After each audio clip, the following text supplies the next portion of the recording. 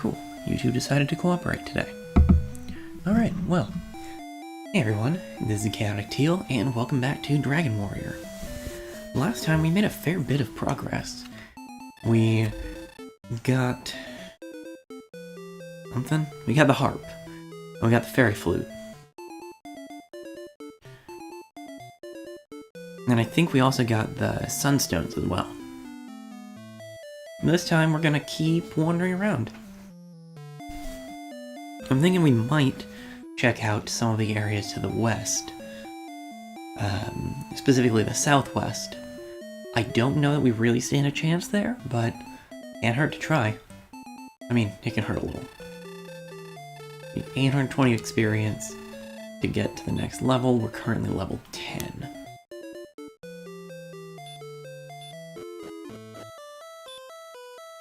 We've got some gold, but not a huge amount.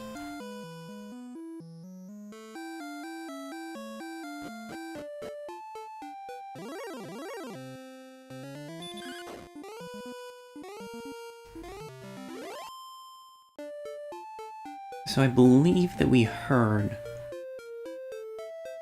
a couple of things that are related to what I want to look into today. And those are that A, there is, or at least was, a town to the south on the west side of the world here. And B, that the armor once worn by the hero was hidden away somewhere.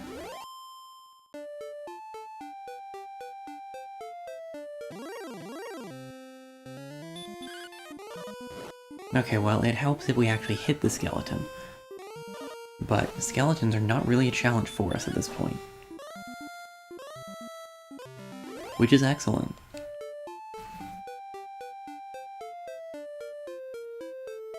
What equipment did we end up getting? Right, I think we got the broadsword last time. We weren't quite able to...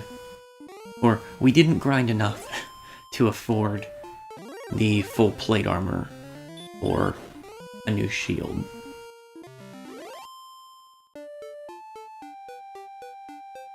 And we'll probably be level grinding around Remuldar again. Okay.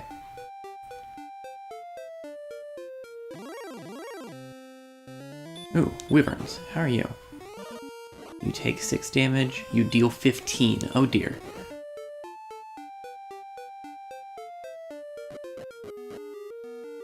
Okay. So this sure looks like it used to be a town.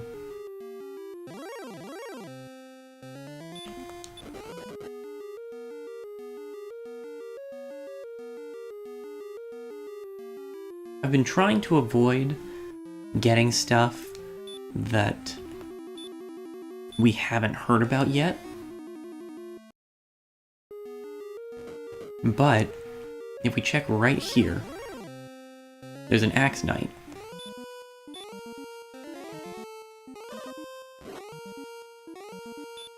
The Axe Knight hits really hard.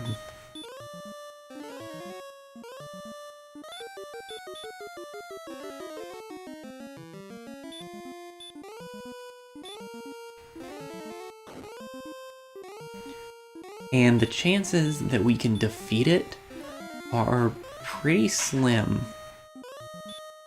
if I'm honest.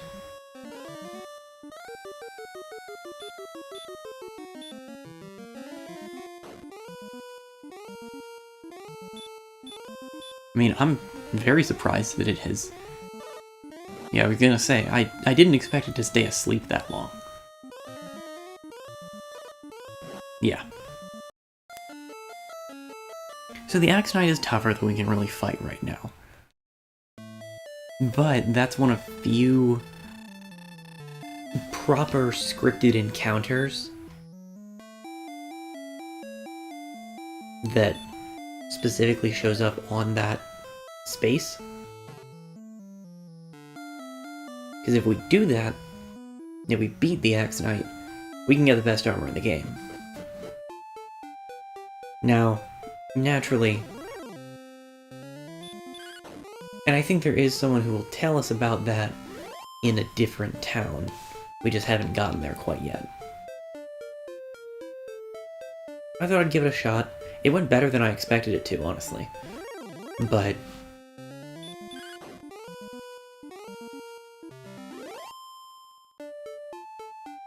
the efficiency in me would like to just get the best armor and not have to worry about purchasing more armor. But I don't think that's feasible.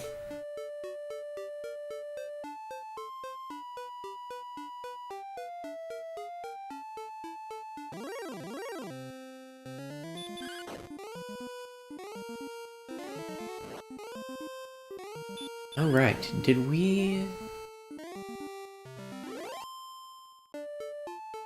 actually get the harp?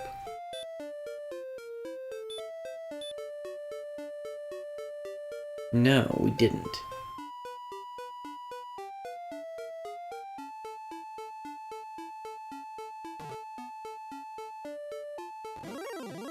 We went to the place where we could get the harp, but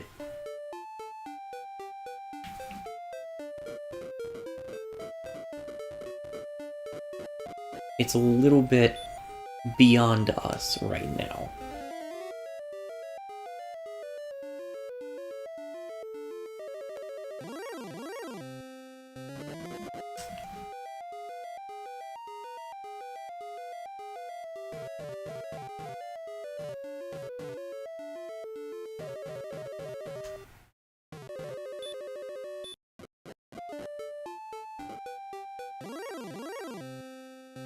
So I think we just fight some stuff around here, which should be very doable. Upgrade our armor, and then see about getting the harp.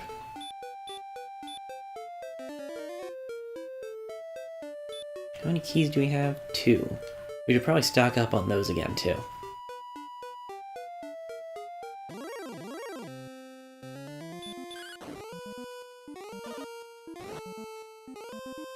Okay, the Metal Scorpions still do a fair bit of damage, but we can defeat them in 2 hits, which is good to know.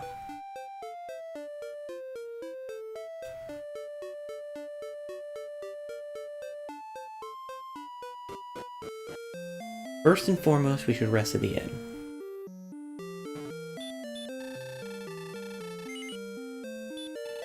It's expensive, but we can get that back in a battle or 2.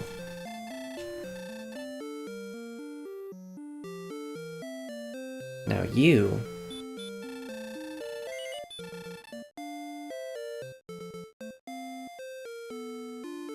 sell better armor at a premium.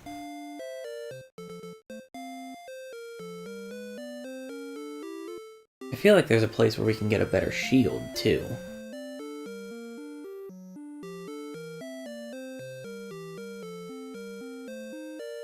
But I don't remember exactly. It would be really good if we could get the magic armor. Because I think the magic armor is straight up just the second best armor in the game.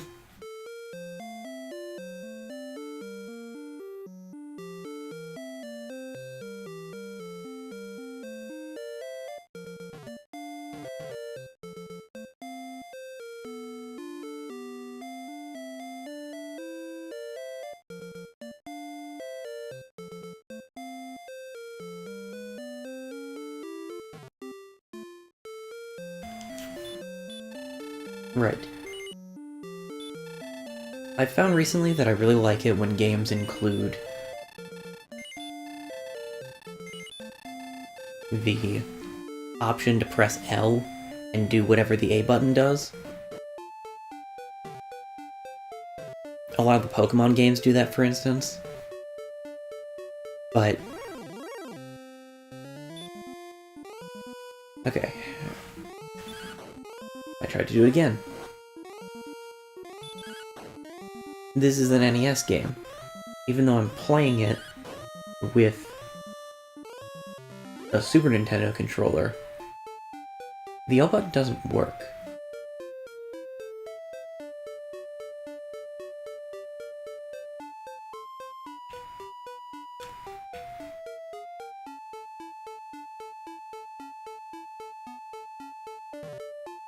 I bet that I could pull some shenanigans to get it to work. But...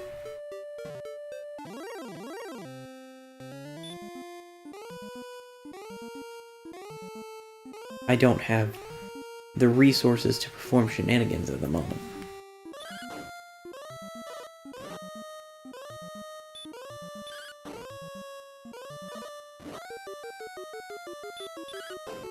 Okay, we should definitely be using sleep on the wolves.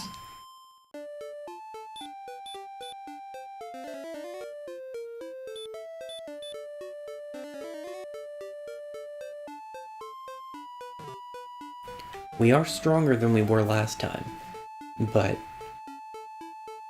we don't have better armor.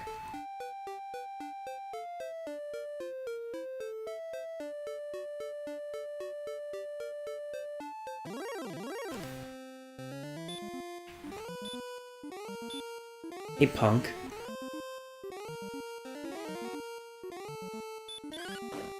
Get stop spelled. What are you gonna do?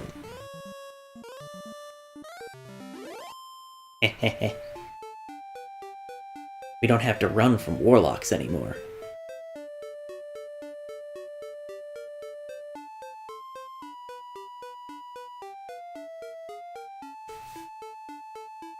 It's worth noting that, for one thing, this game's been re-released quite a bit. There's a Super Nintendo version that was never localized, and that one compiles it with Dragon Quest II. I think the Game Boy Color version does the same thing, and I feel like that was localized.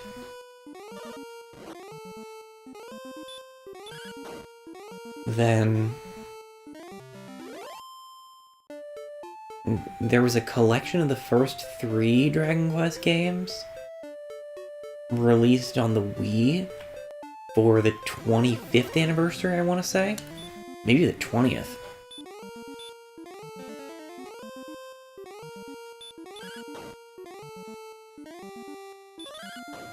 That one was also never localized.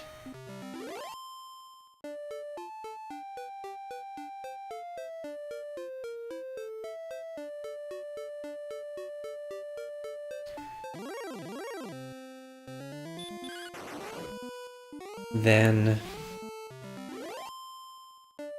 there's a mobile release of it. The first 3 games were released on the 3DS eShop, also only in Japan. And most recently, the first 3 games were released on the Switch. They're digital only in the West, but they are available in the West. And the point of my rambling here is that pretty much all re-releases of this game rebalanced it to an extent.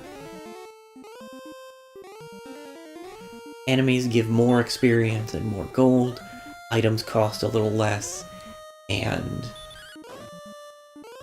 there are some other bonuses, like the ability to store items and money.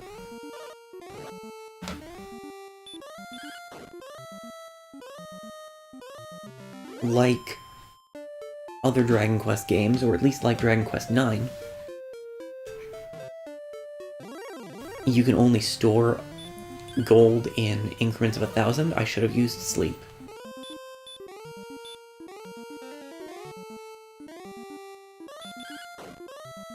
But 1,000 gold is no small amount. I think the most expensive item in the game costs maybe 13,000?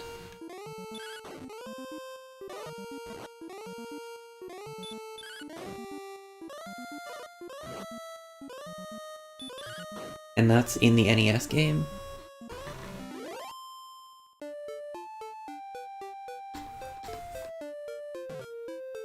So...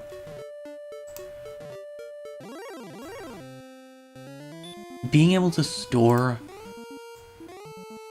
that much and make sure that you do not lose it,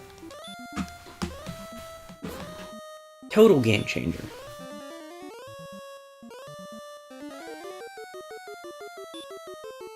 I really love the NES version of this game, as evidenced by the fact that that's the version I'm playing. But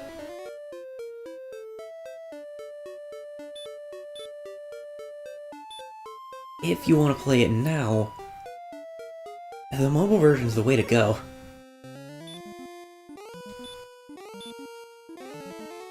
And I believe the Switch version is based on the mobile version. I'm not a huge fan of the graphics in the Switch version. They're just a little weird and chunky looking.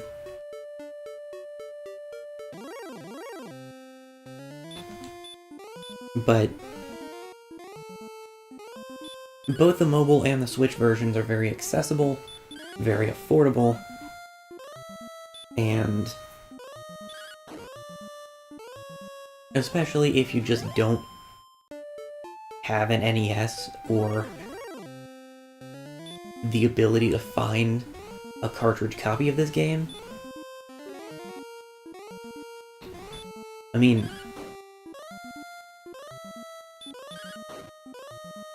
I do have a cartridge copy of this game. It's actually in the bin that the microphone and my water bottle are currently sitting on. I picked it up several years ago, and I don't actually remember how much I spent on it. I am in the habit of cleaning tags off of my old game cartridges, but I think it was in the 15 to 20 range at most.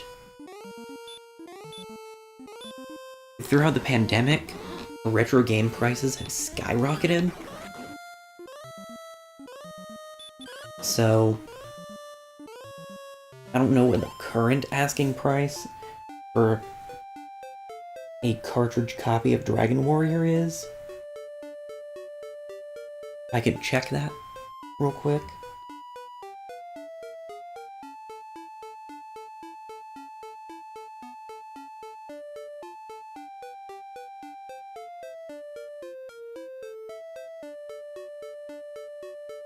Okay, it's actually not as bad as I was expecting.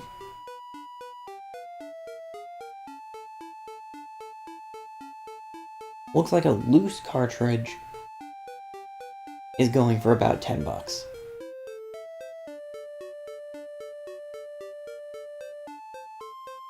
Dragon Quest II, on the other hand, or Dragon Warrior 2 on the NES, is nearly $60, and Dragon Warrior 3 on the NES is nearly $120, according to price charting.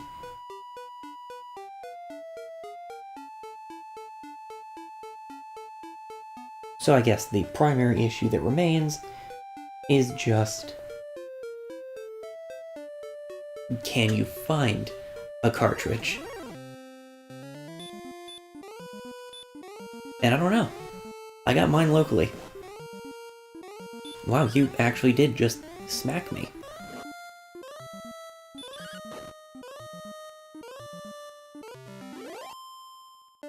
Unfortunately, with where we're at, the Warlock's physical attacks are pretty pathetic. We don't want to take too many of them, but they're much easier to handle than a wolf or a scorpion or whatever. Or than the Warlock using spells.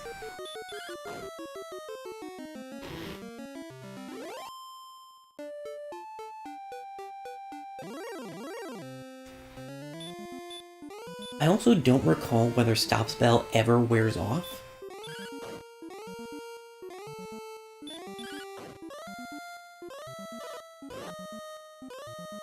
Ugh, that was a hit.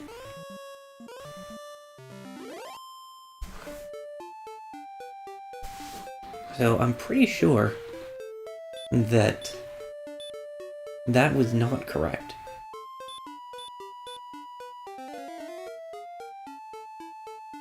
I'm pretty sure that if we use Stop Spell, the Warlock's just totally up a creek.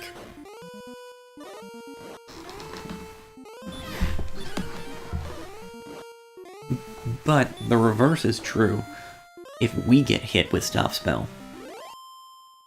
And as we saw, there are enemies that use it.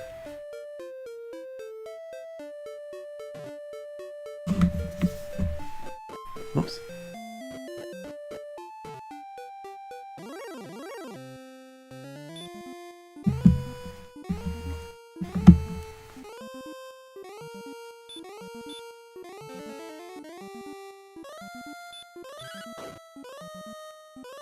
I mean, also worth commenting that you can use battle spells outside of battle. They just won't do anything useful.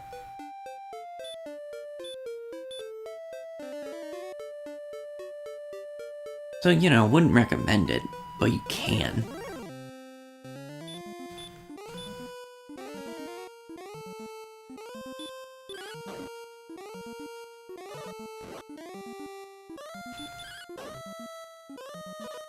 That's unfortunate.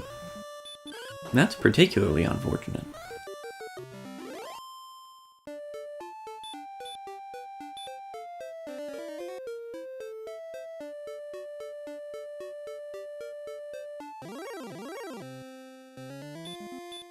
We're gonna need to go back into town and heal before too long. We've got a few more fights left in us.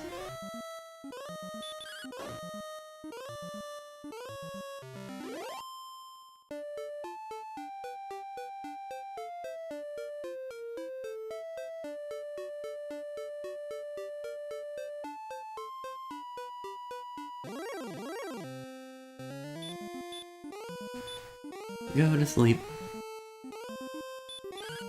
Get bonked.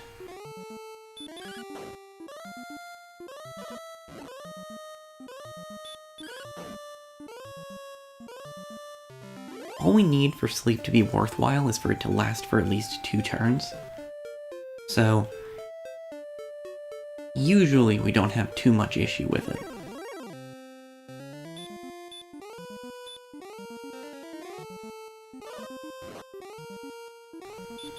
Ooh, 5 damage.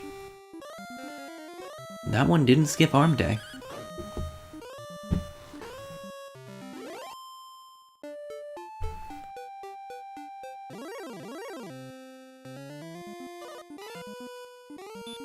Nice opening attack. Good work, Skeleton. Okay, fine.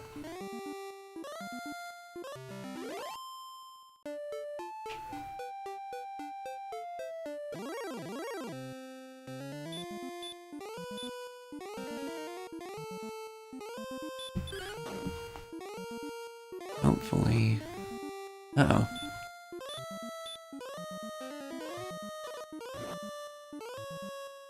Yeah, I should have healed earlier, but... I should have healed earlier. That was just unfortunate.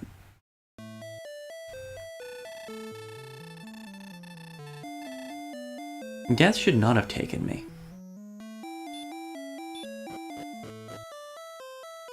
I just overextended.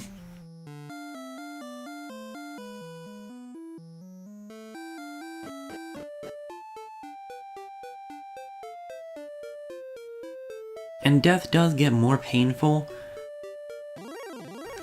the more leveling you've done, just because we lost 450 gold.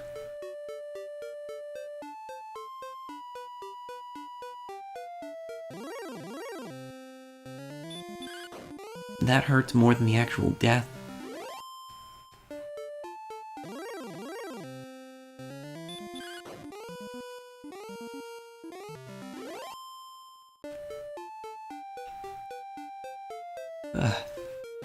I am so sleepy today.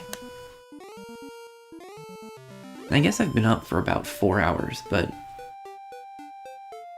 Well, I've been up for about 4 hours, and... I only slept for about 6.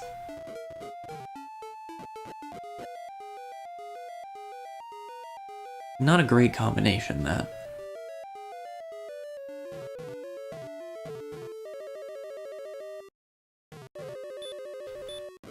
That went well.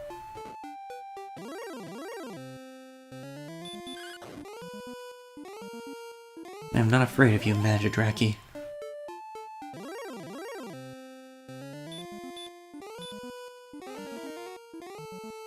We could probably start leveling up a little bit further from Ringaldar.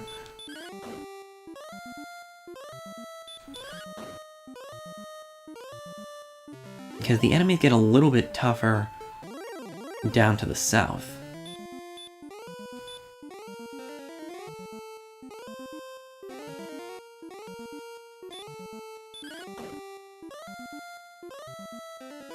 And thus, they get more rewarding to defeat.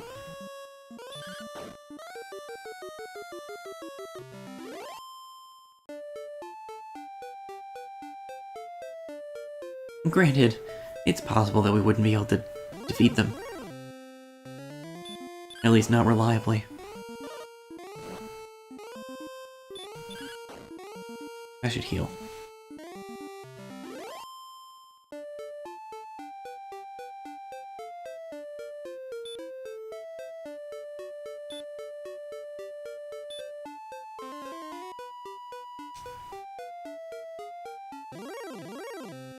My memory is that I should have used sleep. There. Okay, that works.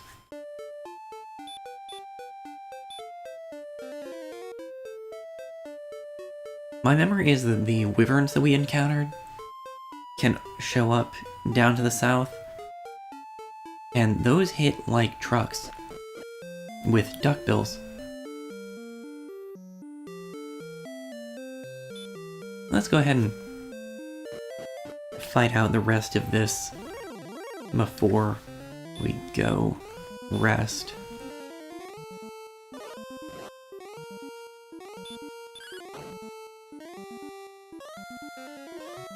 You fool.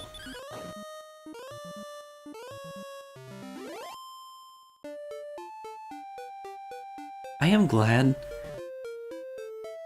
that the enemy AI is not great.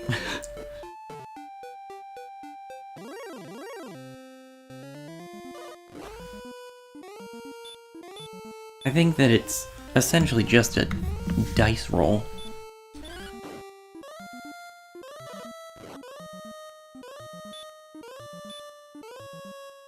Okay, go to sleep.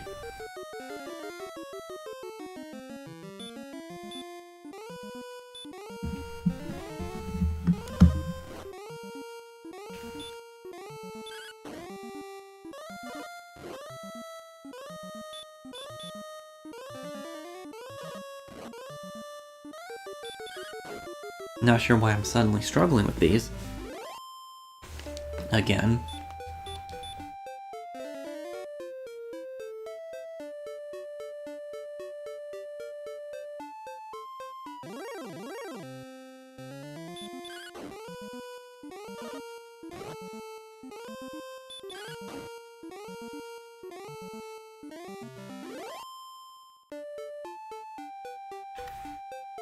I might have to go grab the energy bar I've got downstairs.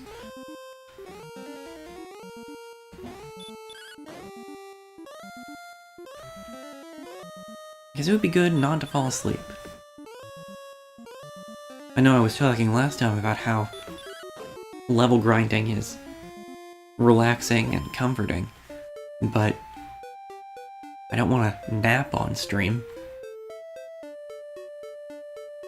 I don't really want to nap. I've got stuff to do.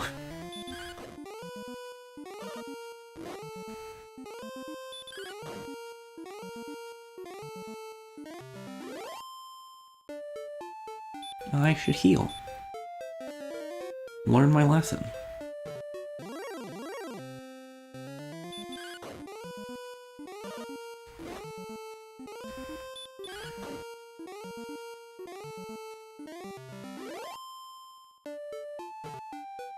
One more battle. And then we heal. Go back to sleep. And stay down. Cool.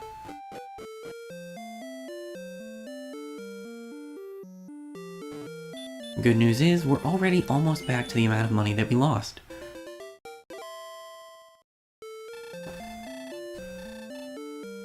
Unfortunately, that also means that we would have had over 1,000 gold had we not died. But you can only do what you can do.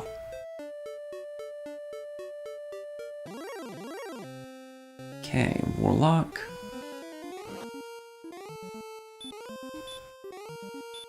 Stop that.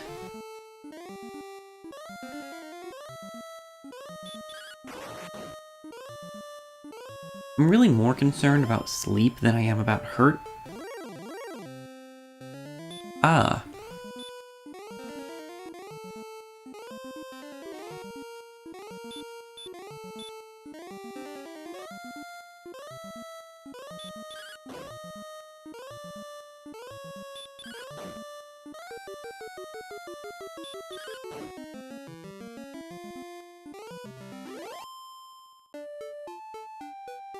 Okay.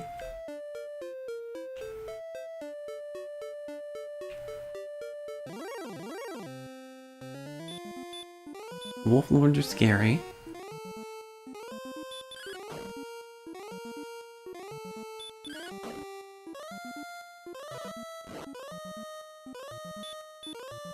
Wyverns are scary.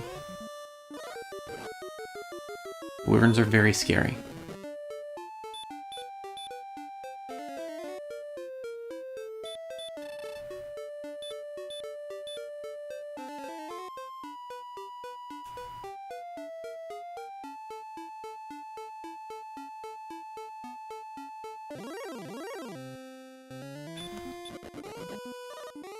Wyverns are very scary.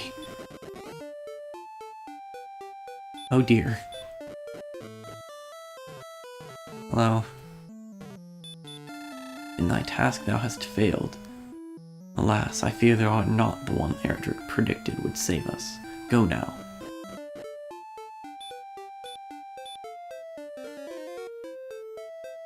Well, that was rude.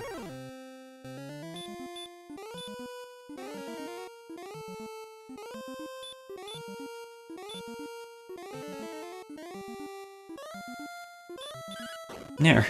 Now the Wolf Lord can't stop me from casting spells. Which it won't get to do anyway. Because it's just staying asleep.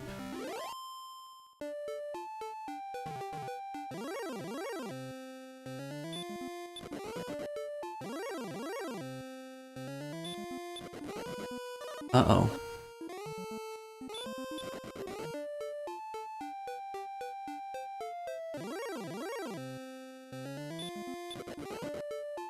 Yeah, I want to get back up to Regeldar.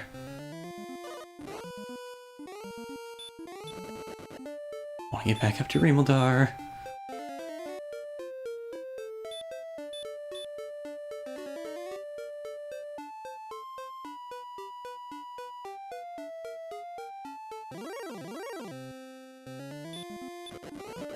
Get me out of here.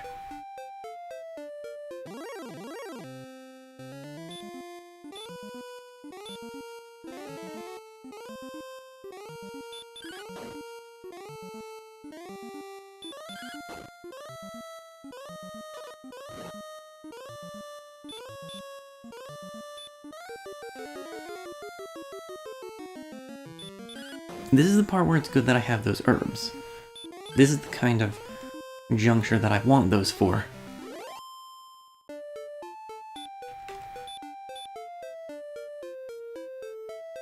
When I am rapidly running out of MP and need to make sure that I can get back to town.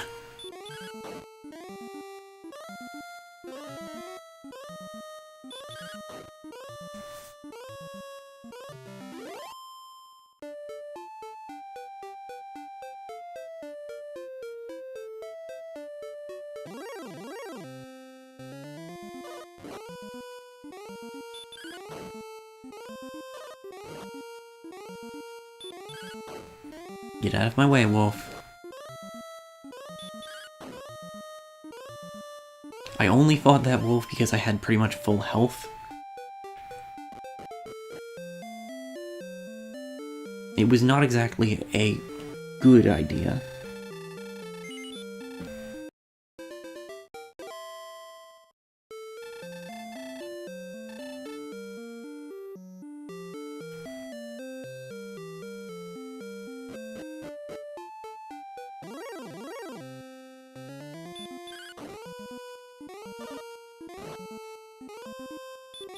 What I want to do is find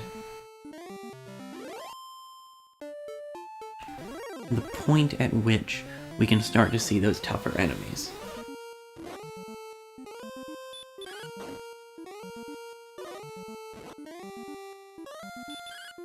I'm more willing to try stuff when I'm closer to town.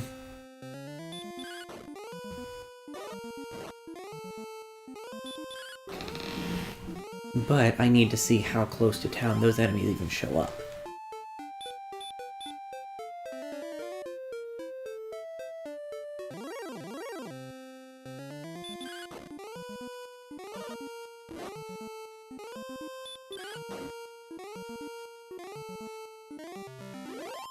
Because the amount of gold that you get from the Wolf Lords? Whew. Good number.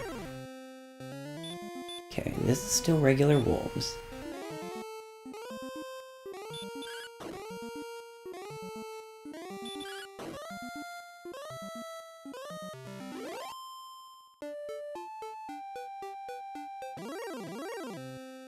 And this is a regular skeleton.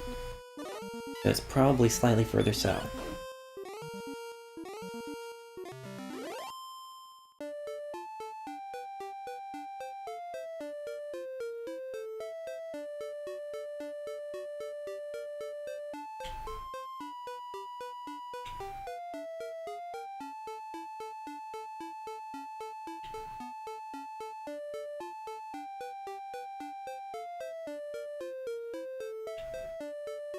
If we can find anything.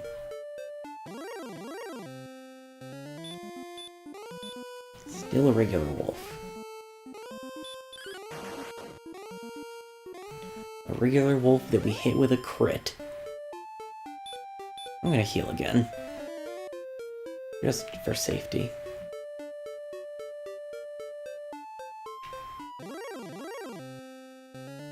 Okay, the warlock actually doesn't narrow it down, I don't think.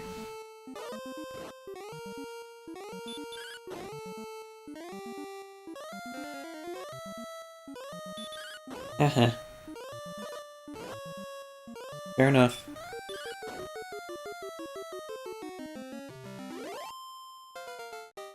Oh, sweet.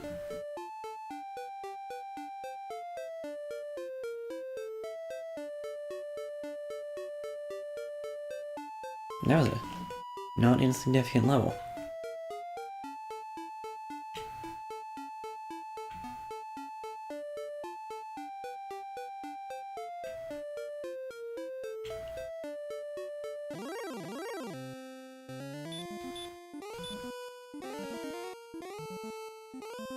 I actually am getting a little concerned about how far away this is from town.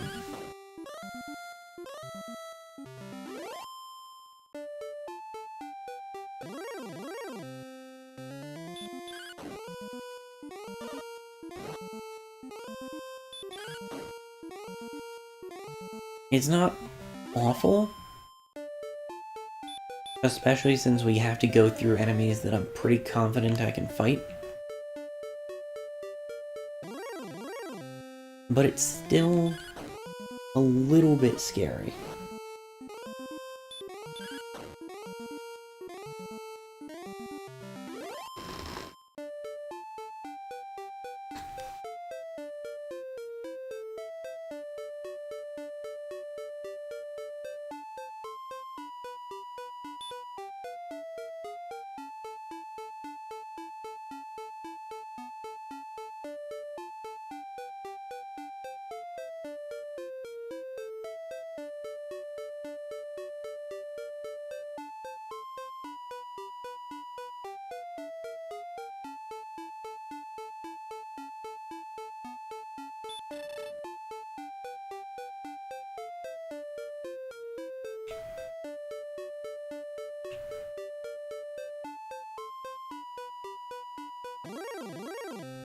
Okay, regular skeleton.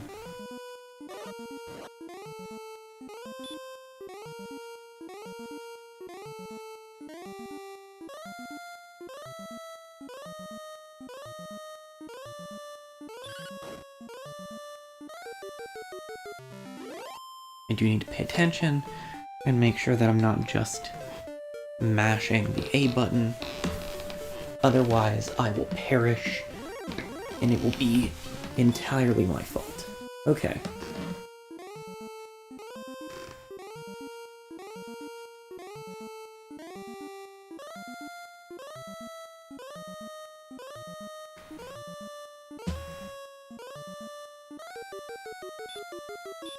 Go to sleep. Okay, before I do anything else, I'm gonna heal. Now start wailing on the Wraith.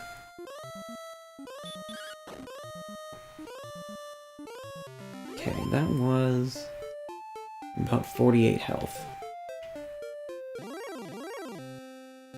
Goldman.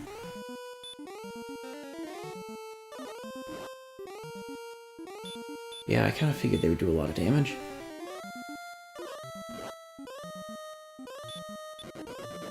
Okay. Goldman, scary.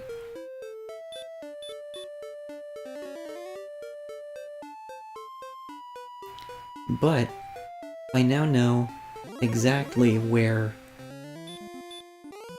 I had to go to start encountering these enemies.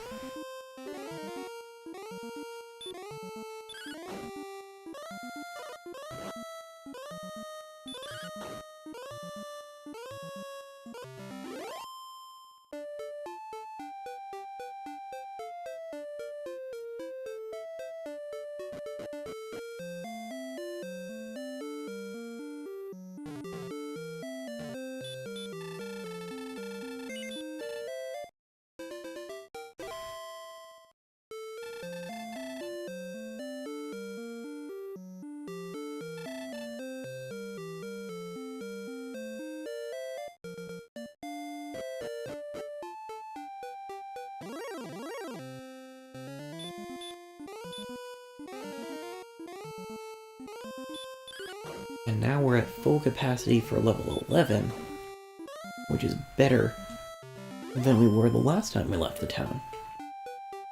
I see this as an absolute win. Ouch.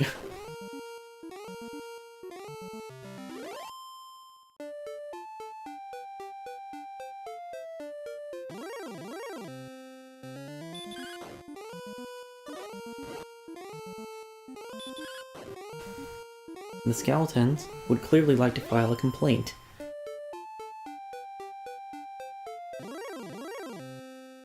So close.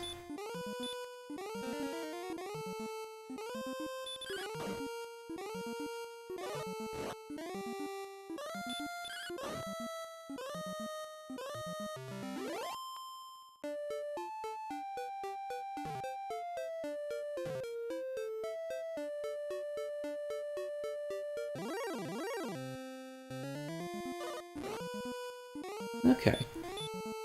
The Wraith's damage output is not that bad.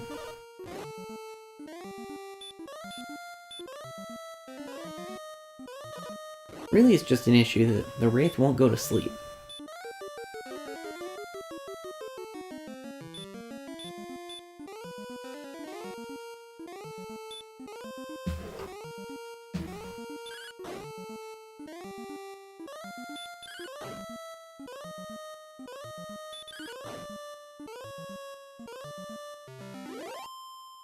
Okay, that was 45 damage.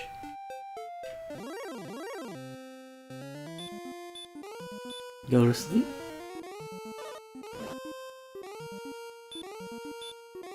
Go to sleep.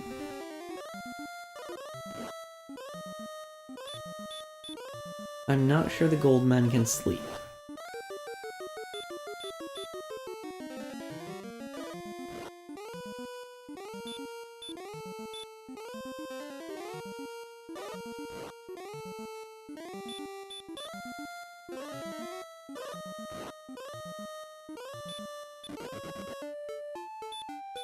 I don't think I can put the Goldman to sleep. So Goldmen are a run from now.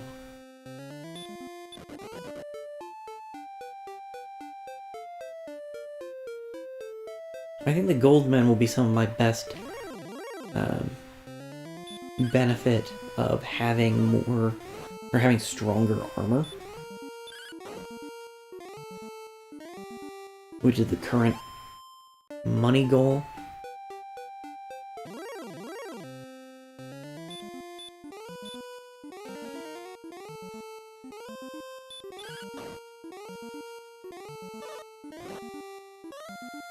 Oh, you do a lot of damage.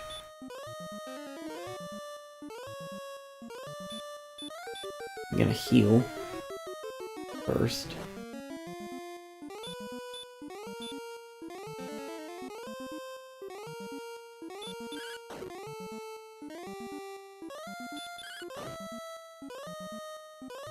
Okay.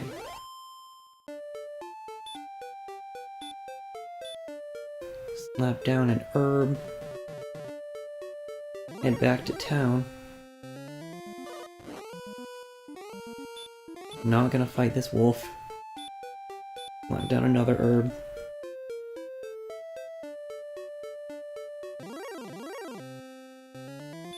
Since I've got full health, I will fight you. Or almost full health anyway.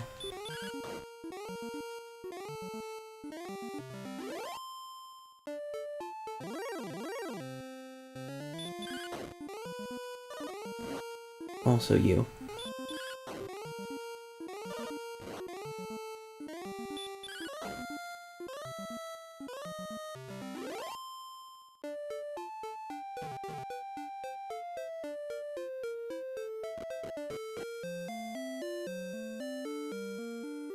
I should restock on herbs before I leave.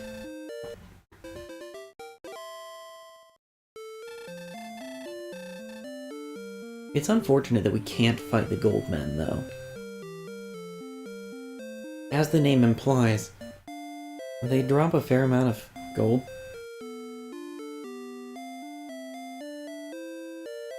Ooh, is there not a regular item store in this town? That's unfortunate.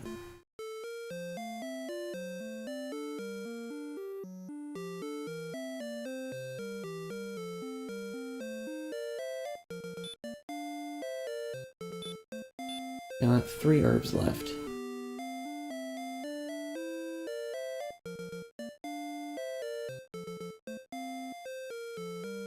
I guess if I get down to 1, I'll go ahead and go back up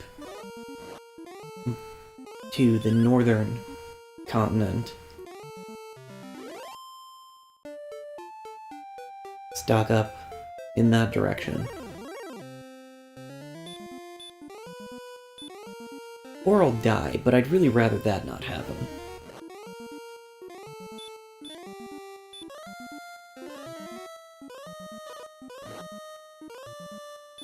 Rude.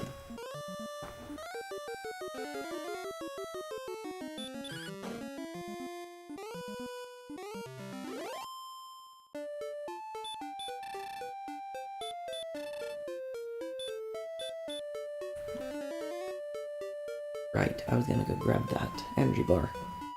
Okay, I'm gonna do that. I will be right back.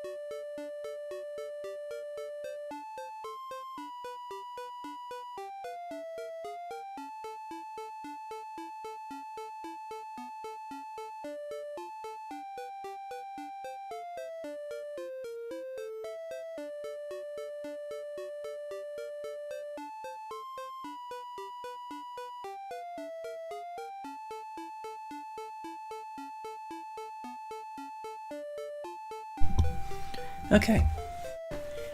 We are back. I have consumed energy bar.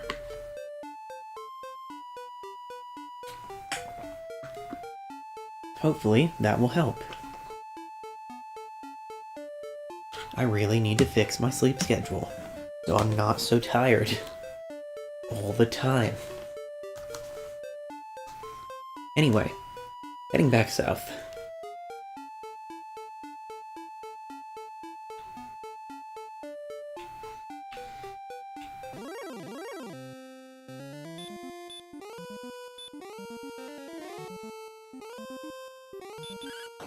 You know, I'm not usually a huge fan of maroon. Uh-oh.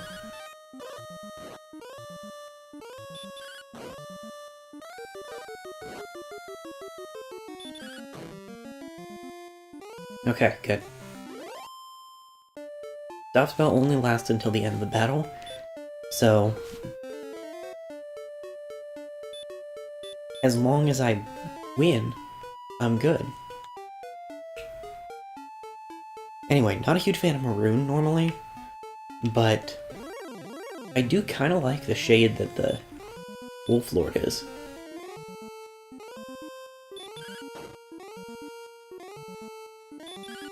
I don't think that I've talked about it much at this point, but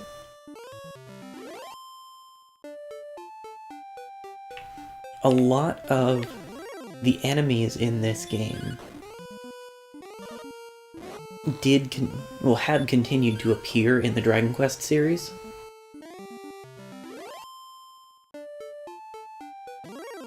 But a significant portion of them have different names at this point.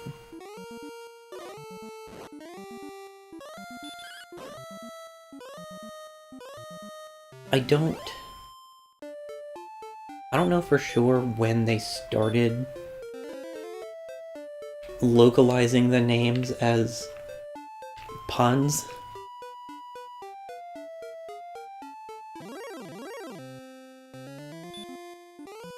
I guess it was probably Dragon Quest VII, or Dragon Warrior 7, because 7 was the last game released in the US with the Dragon Warrior name.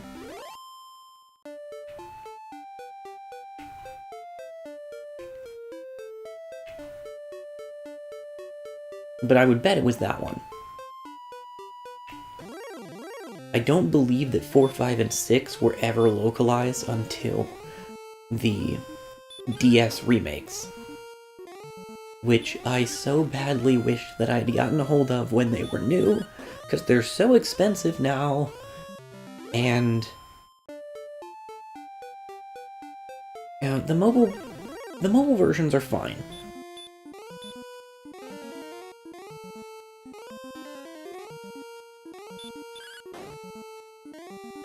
But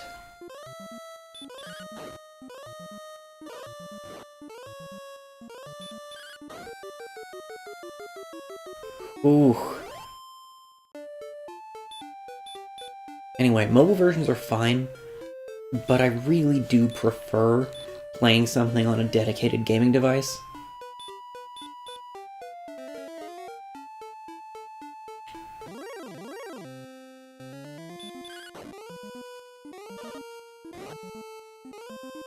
Especially,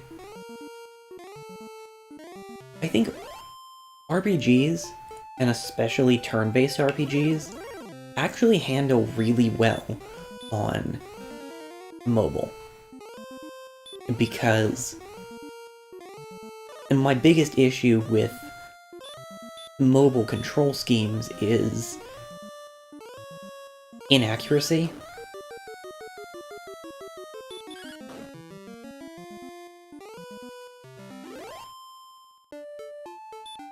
Okay, I should start heading back up.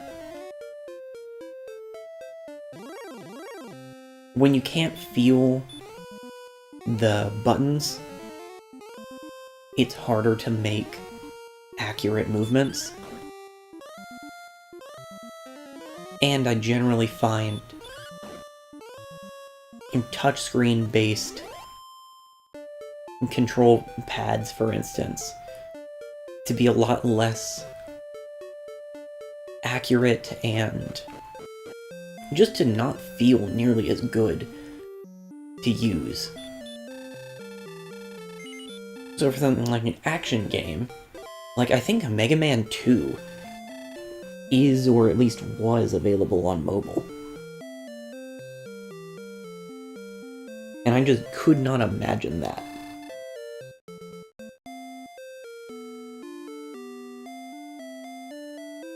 I guess there's Mega Man Cross Dive.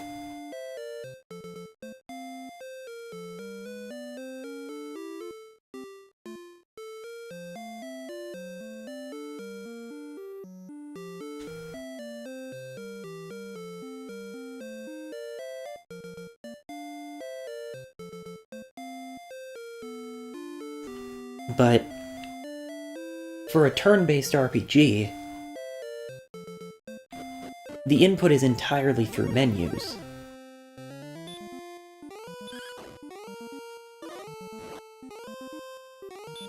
Menus and simple movement controls that don't rely a whole lot on pinpoint accuracy. So that kind of thing works fine on a touchscreen. I mentioned it earlier, but I played through this game last year on my phone while I was on the way to work. Or just during breaks.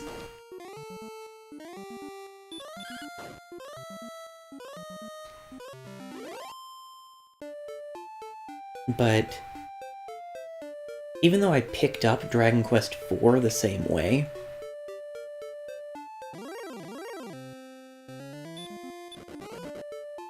I find it much harder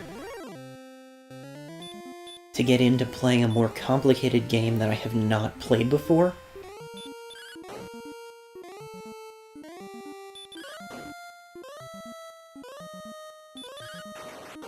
I don't remember if I've been over my full experience with the Dragon Quest franchise.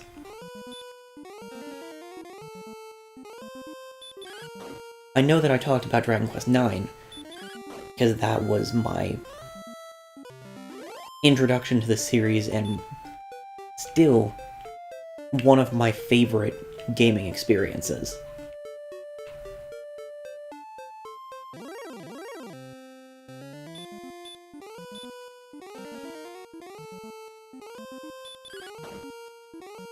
But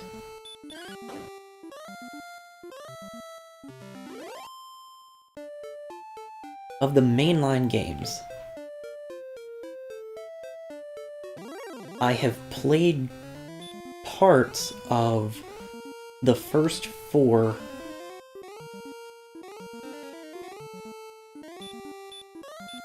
7, 8, 9, and 11. This is going great, by the way. Okay, fine.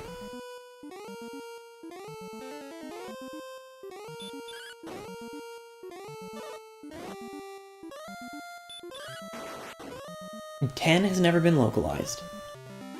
10's an MMO. And it's available on a lot of platforms, but not in English. And I think that they've even said that the offline version of it that they're releasing this year, I want to say, even that's not getting localized, which is unfortunate.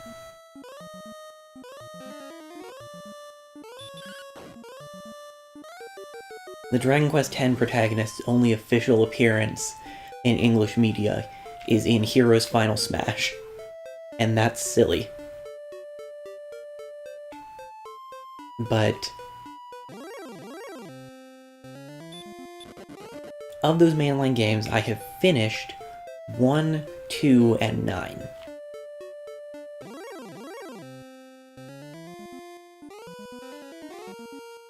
Well, I'm running.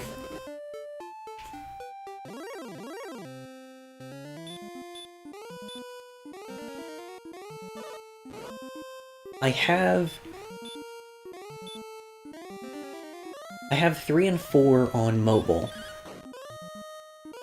I played through 2 on my iPad several years ago, and started 3, but didn't really get through it. And now that the HD 2D remake is announced, I'm waiting for that.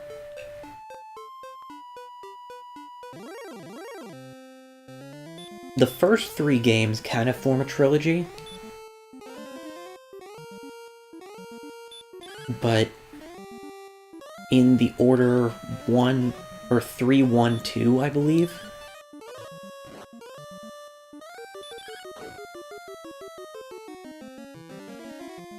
Because the hero that's been referenced a few times in this game, Erdrick,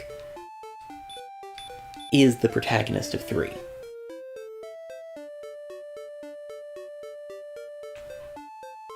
So 1, 2, and 3 are connected, and they've been referenced a lot by other media, or by other Dragon Quest games, rather.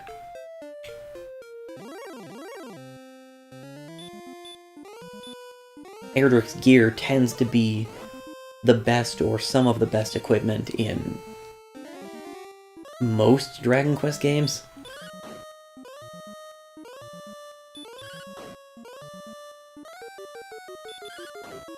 Then 4, 5, and 6 also form a trilogy. I don't know the extent to which those are related. I know very little about the story of those 3 games.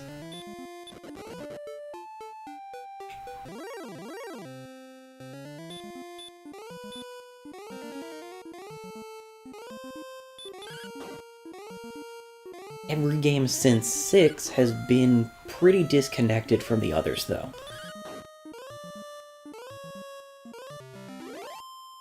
To my knowledge.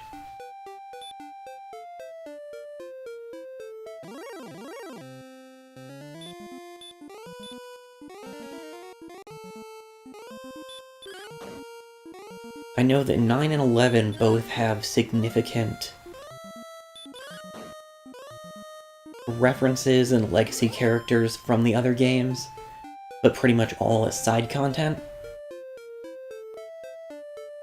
Like, significant final and bonus bosses from the other 8 games, or from the first 8 games, show up as bonus bosses in 9. And at least in 11S,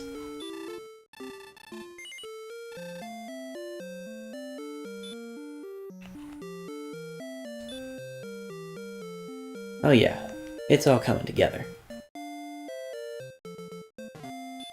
Anyway, at least in 11S, there are a handful of areas from each of the previous games with little side quests.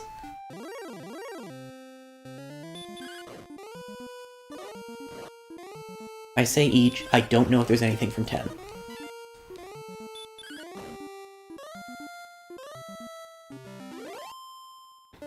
I know very little about Dragon Quest X.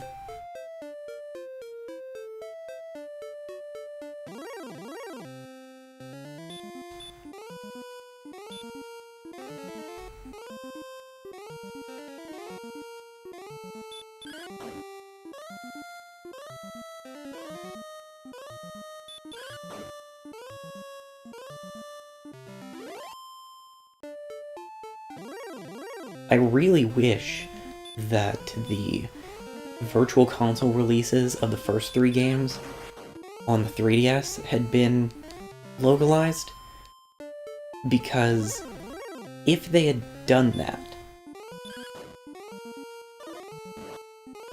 I mean, even in Japan,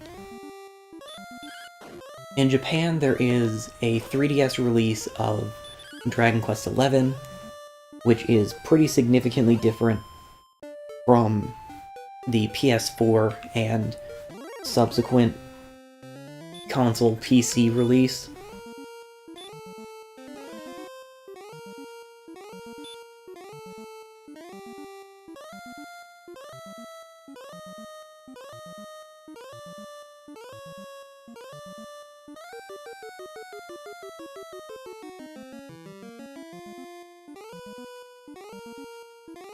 Yeah, there was a...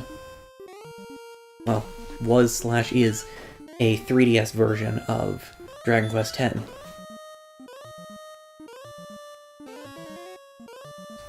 So yeah, in Japan, the 3DS is the only console that can play every single game in the Dragon Quest franchise.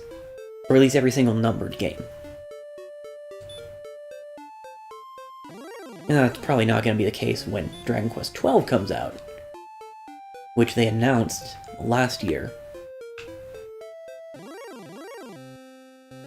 But with 1, 2, and 3 on Virtual Console, 4, 5, 6, and 9 on the DS, 7 and 8 on the getting 3DS remakes, and 10 and 11 both coming out on the 3DS, you could play everything.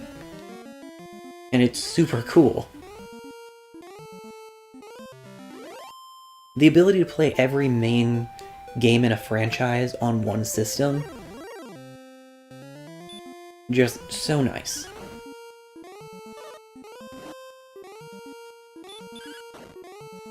Very few franchises or systems have that.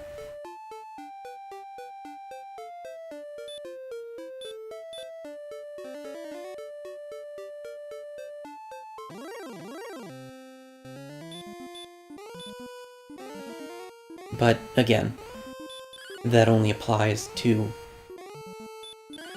the 3DS in Japan for this franchise.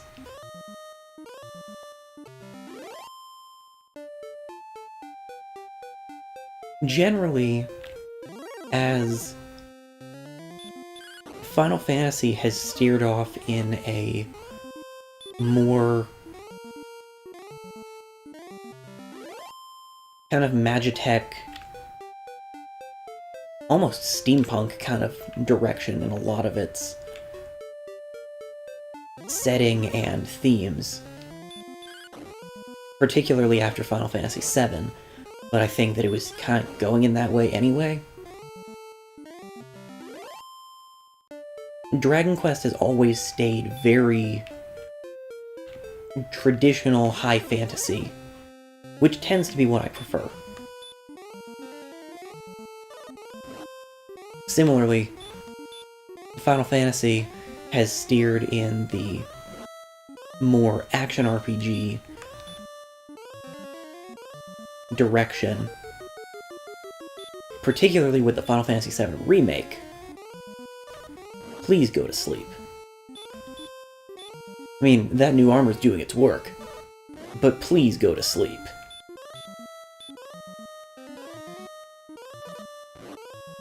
I'm just gonna...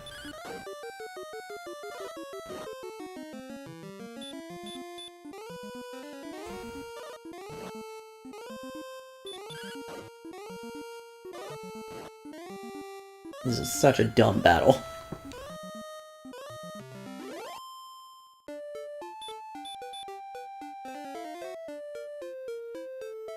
Anyway, as the Final Fantasy series has leaned in more of an action RPG direction, Dragon Quest has remained very firmly rooted in the traditional turn-based JRPG style.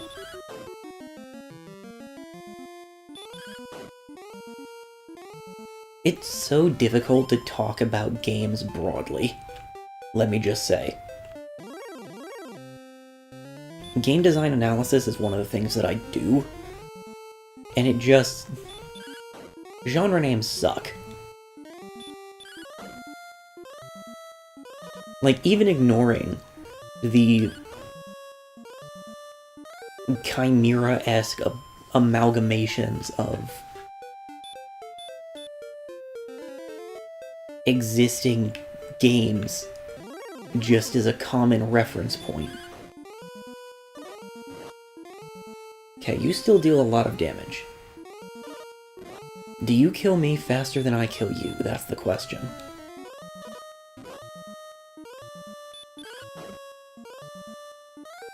No. That's good to know.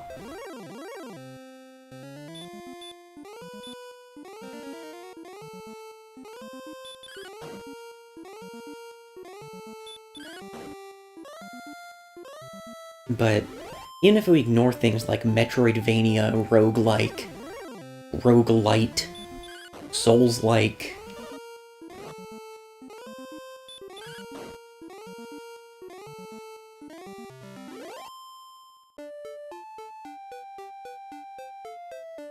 things like RPG, which are so broad,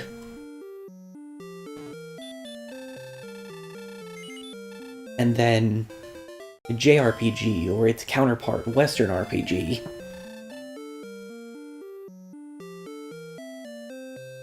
It's just so annoying to try to talk about video games. I know there have been at least a few people who have tried to work out a more comprehensive system for talking about games. For defining what a game genre even means.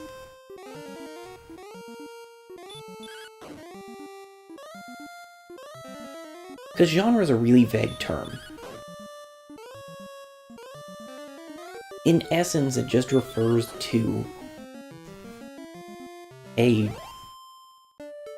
general category of thing. But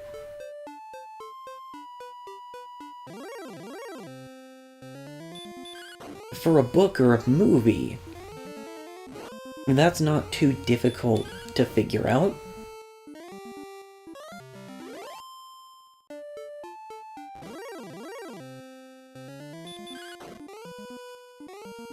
But even in those cases, sometimes a genre refers to the nature of the plot, sometimes it refers to the setting,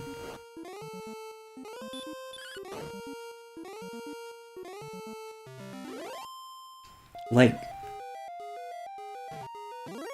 fantasy or science fiction as genres.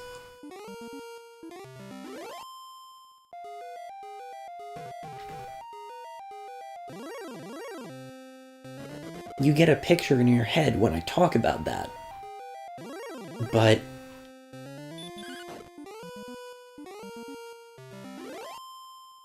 that picture tends to have more to do with the setting rather than the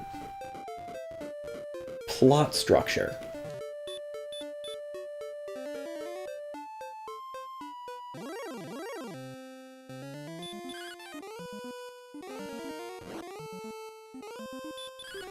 Whereas, say, mystery genre, or heck, horror, has more to do with the plot, or just the general nature, rather than setting.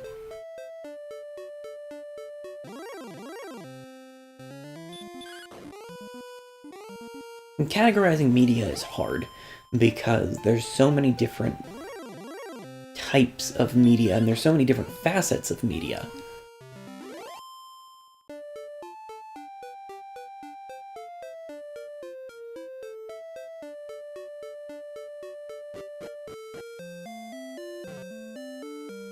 Overall point being, Dragon Quest has stayed very strongly a turn-based RPG. Even as turn-based RPGs have been less and less favored for being slow and mostly slow, but partly based on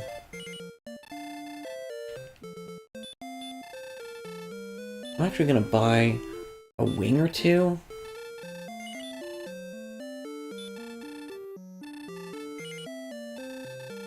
Do those stack? No. That's unfortunate.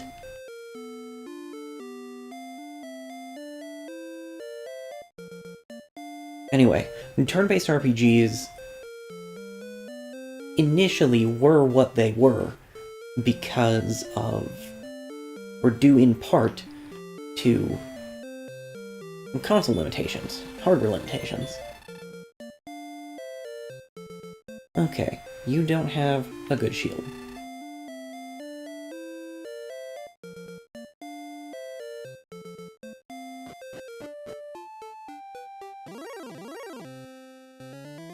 I was kind of thinking about going back to the west anyway. We have unfinished business in Garanum.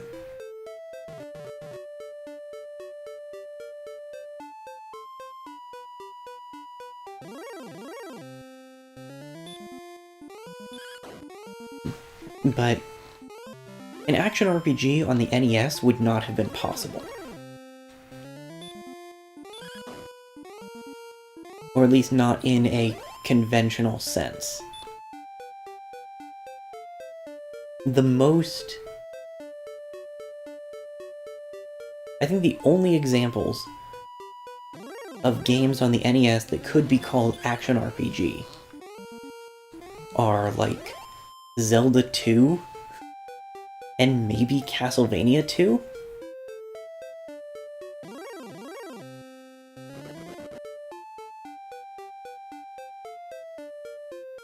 But effectively, those are action platformers that happen to have RPG elements.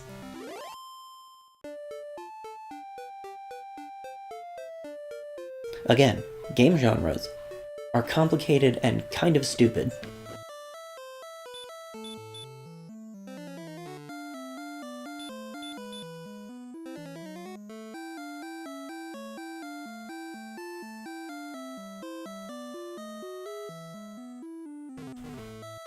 So, the best way to present a game like this is, on the NES, was mostly through text.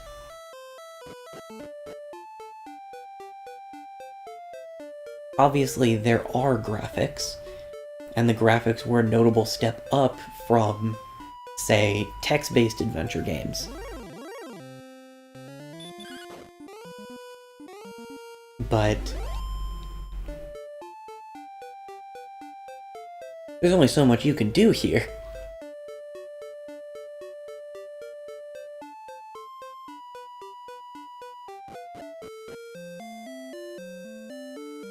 And even as we got to Game Boy Color, large shield,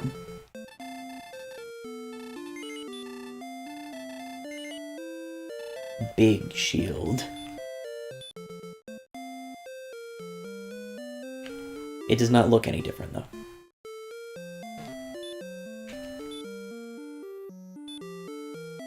I mean, the Game Boy Color is, in a lot of ways, just handheld NES in terms of what it's capable of.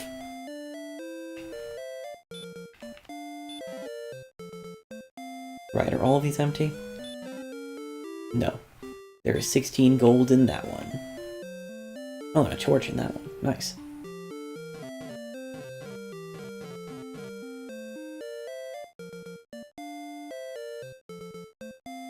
The Super Nintendo started experimenting a little bit more with action RPGs. Games like Chrono Trigger.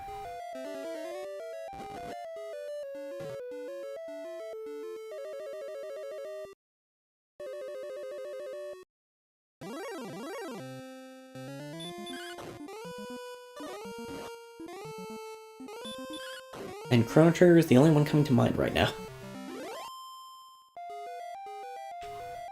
But it also had a ton of traditional turn-based RPGs. Earthbound, I think the Final Fantasy games were still turn-based at that point.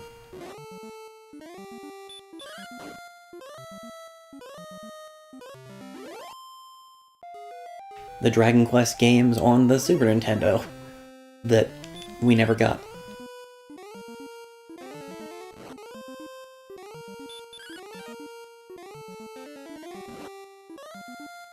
But as hardware limitations have stopped being as big of a thing, a lot of people have preferred more active combat, which is totally fair.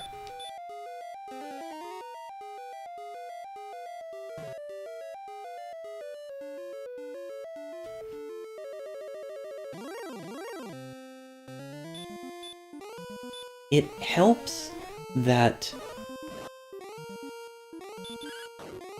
Dragon Quest was initially developed by Enix and Final Fantasy by Squaresoft.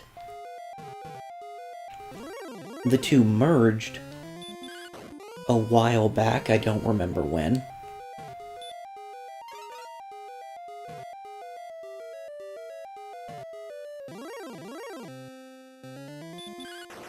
And effectively, they have the two longest running RPG series under their belts. So it's completely reasonable that they can go in different directions with them. It reduces the amount that they compete with each other.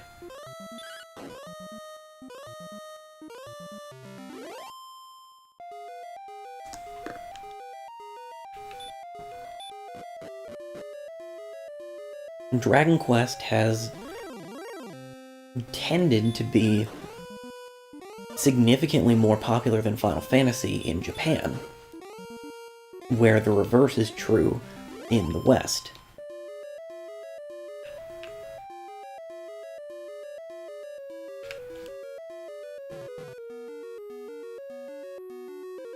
This staircase looks important.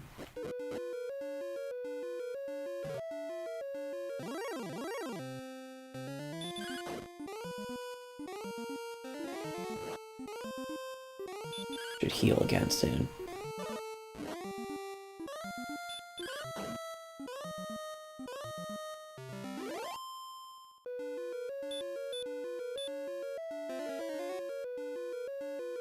I'm gonna heal another time.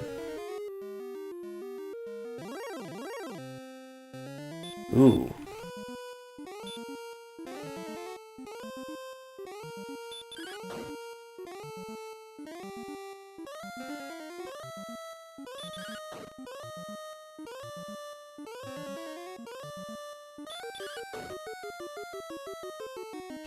The nice thing about the Wolf Lords is that they tend to waste turns using Stop Spell. I mean, once it works, they will stop using it. But as long as I can get a turn or two where it doesn't, I'm doing well.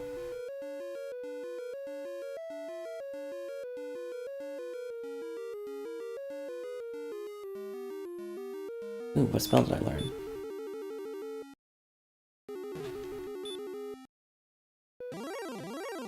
A spell that eludes many.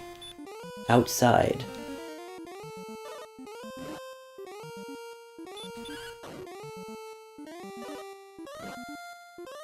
That's called Comedy. Well, that's rude.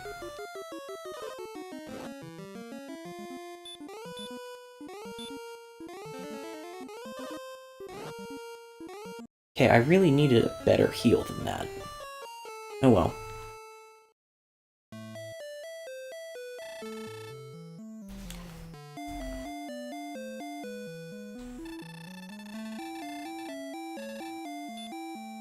Well, we just leveled up and we just bought a better shield. So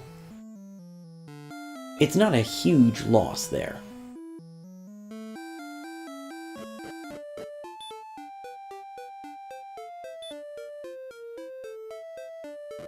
Actually, I should buy a few more magic keys.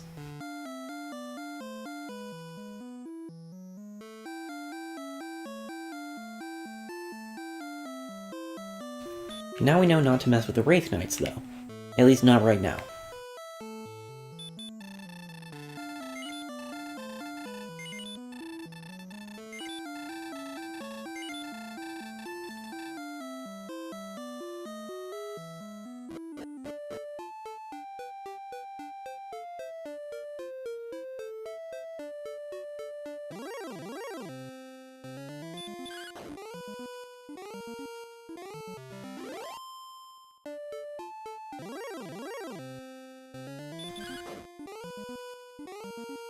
I think the other point where a lot of turn-based RPGs get criticism nowadays, random encounters are a mechanic that very few people like.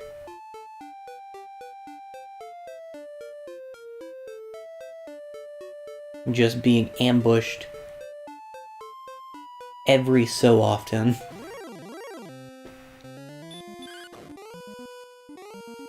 People don't like that. Which is fair.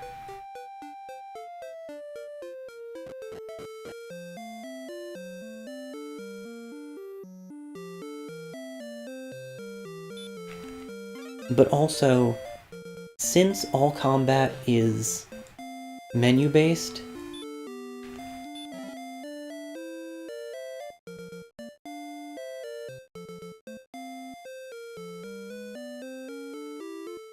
early encounters before you get a lot of options, and later encounters in early areas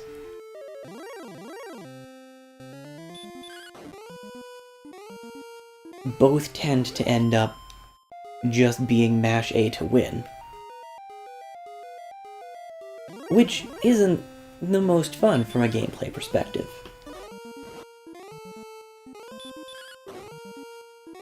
There's not skill involved in pressing the A button.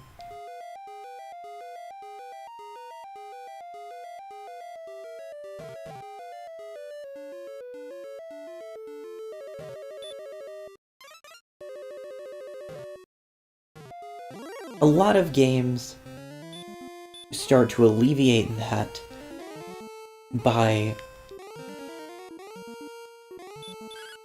making things more complex and reliant on... Wow, this battle is something. Anyway, making things more complex and reliant on abilities and other effects, rather than just bash face into wall until wall breaks. Hey.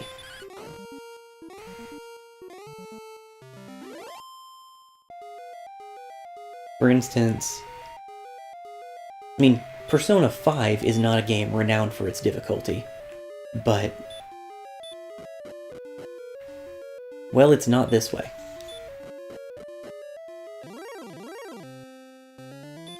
Three and 4, and I think the earlier games, I know a lot less about those. But 3 and 4, especially early on, tend to be really challenging. Because status effects are really important.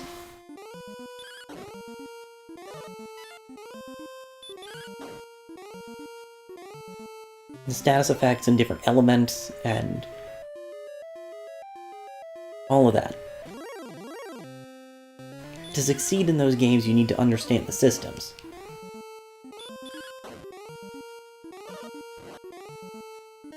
Though, another point against turn-based RPGs is that minus the odd quick-time event or action command, there's not any skill in execution.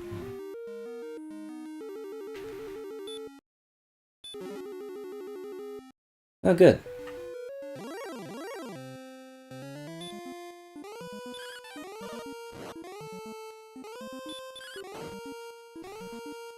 So,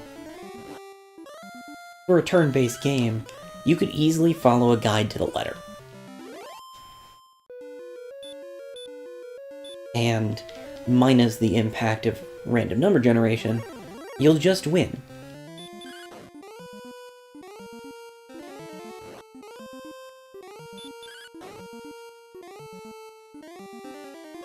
But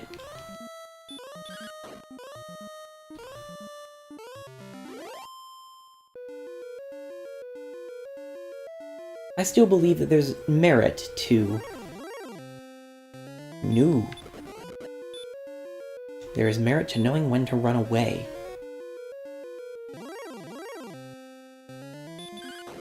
There's merit to turn-based RPGs. And again, they're comfortable for me.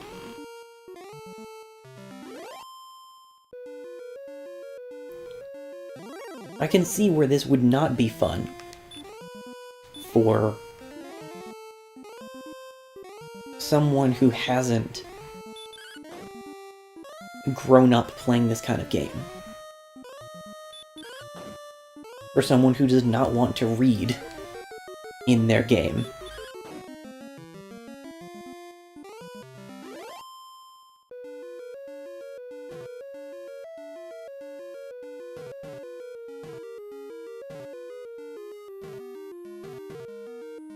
I want to see where that other... Is this just a dead end?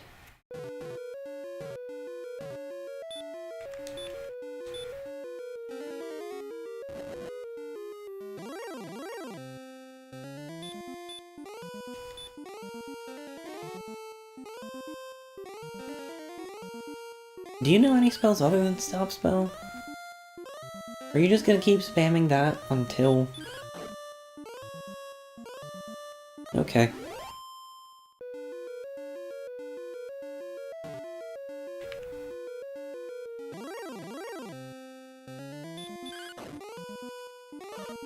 I mean, I'm fairly confident that I can beat anything on this floor except for a Wraith Knight. Stop that. Ooh, you hit harder than I thought you did.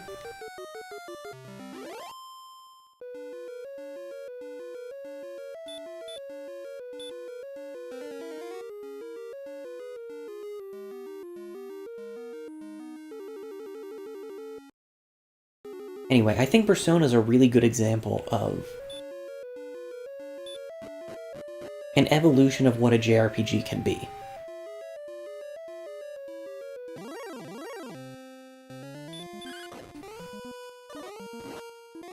At some point, I will probably play a Persona game on the channel. I have plans for one of them, but given that whole trying to step back from long-term projects,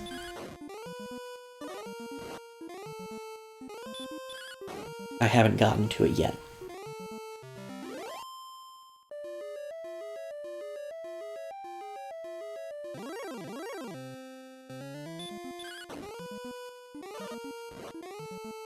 This floor is just one big maze. Or this dungeon, rather. Which, granted, is what pretty much every dungeon in this game is. I'm almost certainly going to look up a map once we get to the final castle, because, hoo boy.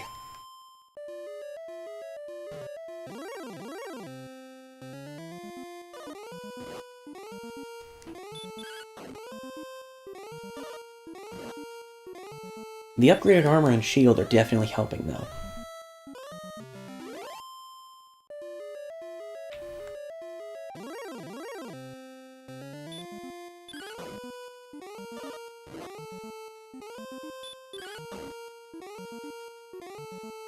Yeah, Persona's great.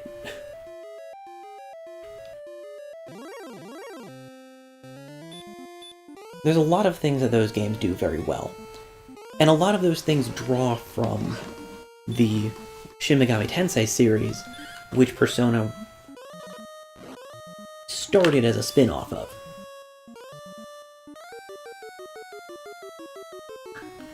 It's kind of evolved into its own thing, and they dropped the Shin Megami Tensei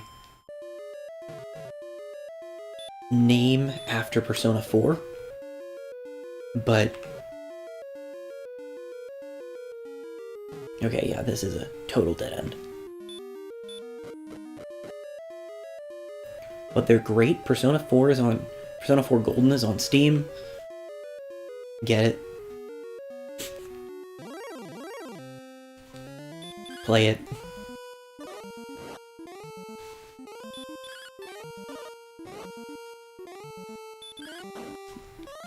The point of all my rambling, which I'm allowed to do, it's my stream,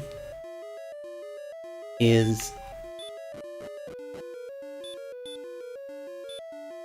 turn-based RPG good. Dragon Quest is a spectacular turn-based RPG series.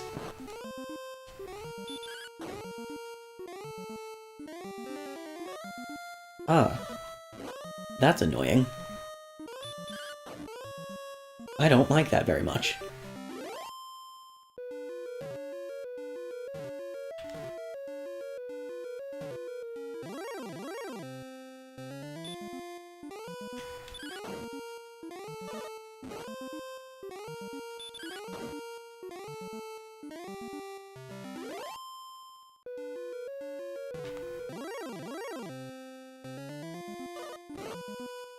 And I think it makes perfect sense that the Dragon Quest series has remained true to its roots in the last 35 years. Because Square Enix has Final Fantasy. It makes more sense to take the series in two different directions than it does to effectively directly compete with yourself. Oh, really?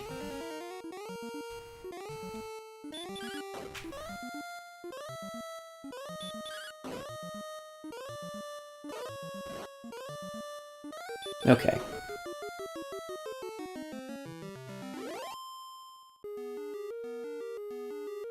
We're not able to consistently just deny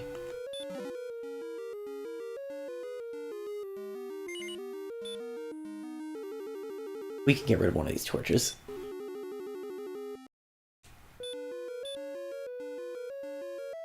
I'm gonna use outside.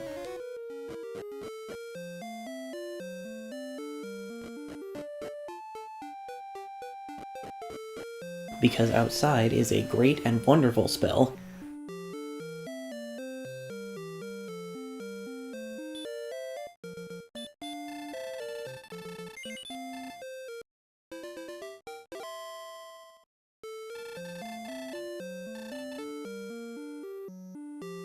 I believe that if we use the Silver Harp on the overworld,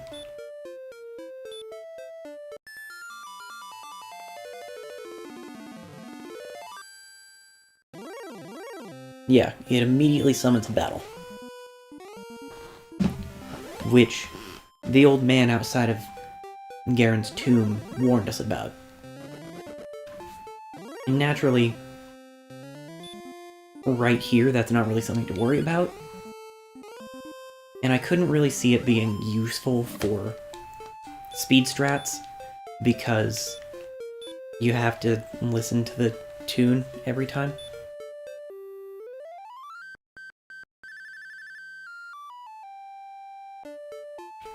Fairy Flute does not do anything on the overworld.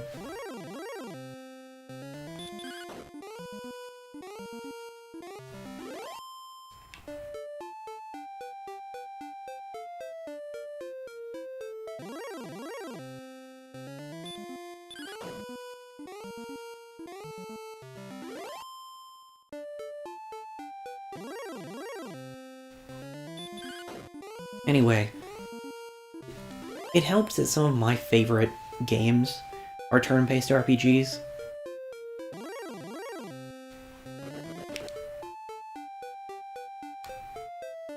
But generally, I feel like turn-based RPGs can be very calm games. I mean, even as you're in the midst of an epic battle, you have plenty of time to think through what you're going to do. 9 times out of 10.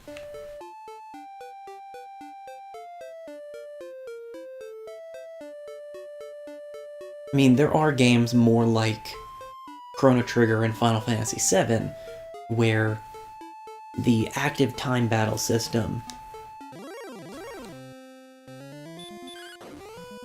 doesn't give you the chance to sit and wait, but you still decide stuff through a menu and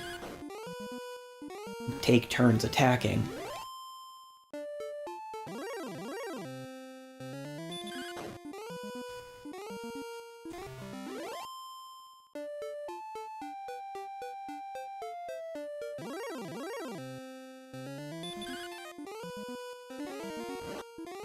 So, that's a little bit of a middle ground.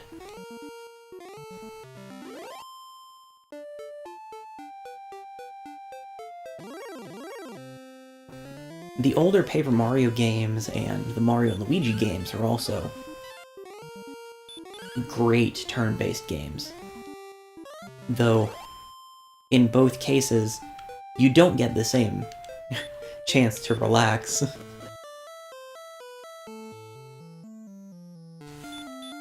Thou hast brought the harp. Good. I've been waiting long for one such as thee. Take the treasure chest. Okay, yeah, you did take the harp. But we get the Staff of Rain, which is another piece of what we need to get to the Dragon Lord's castle. Now, it is 1 o'clock, my time, so I want to wrap up pretty soon. But I want to try something before we wrap up. This might be a stupid idea, but that's never stopped me before.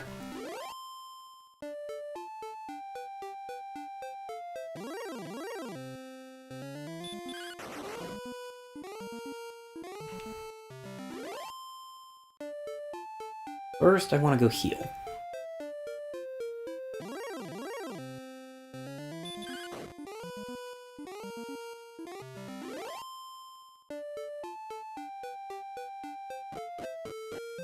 And yeah, the various Mario RPGs have all used some kind of action command system where even if you choose to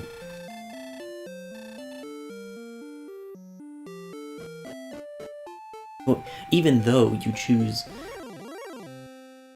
your attacks in a menu and have turns, you can use certain button commands during your attacks and enemy attacks to increase the damage you deal and decrease the damage you take.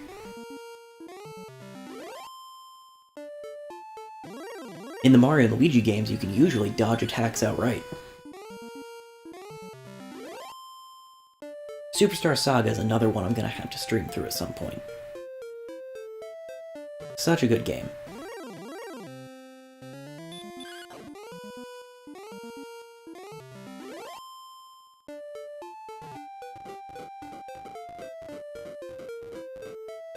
Okay, in this cave,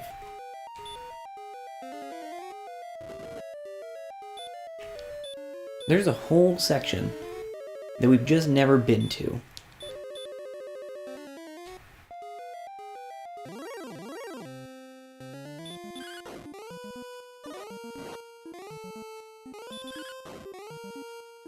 I should have waited on that second heal until I got to where we're going.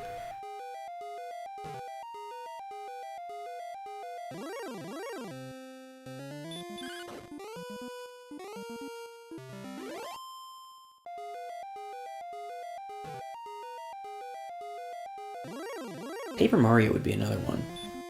Okay, here.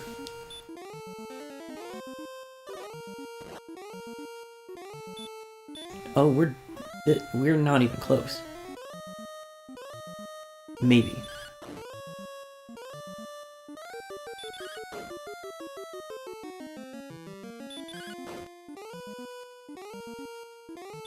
Maybe?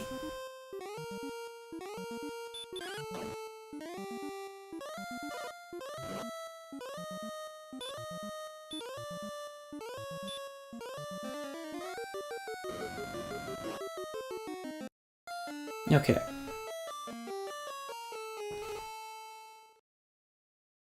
So we finally found the dragon of the quest. Or, you know, the dragon, which we are the warrior. That one doesn't work quite as well. That dragon's guarding something important. We clearly can't do it yet. I'm fairly certain that 12 is, like, the minimum recommended level.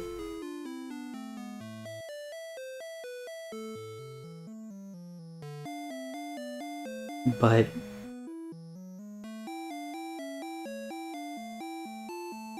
we should get to a slightly higher level before we actually take that on. Again, I'm not super upset about having lost there, because A, we don't have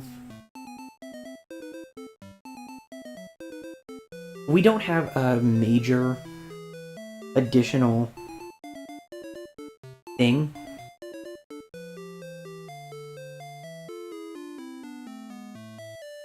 Words?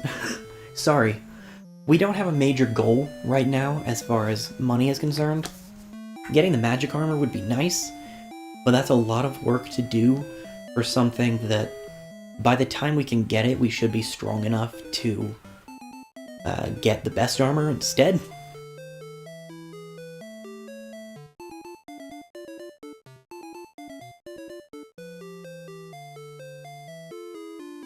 So, we don't have a significant goal for money right now. And we can get the money that we lost pretty easily. So, not a big deal. We'll get past that whole dying thing. Anyway, once I get through the "don't die, please" dialogue, this is where I'm going to end for today. So, as usual, I'll be streaming Spider-Man, starting up the DLC on Saturday, and we'll get back to this and make some more progress here on Tuesday next week. I also have another video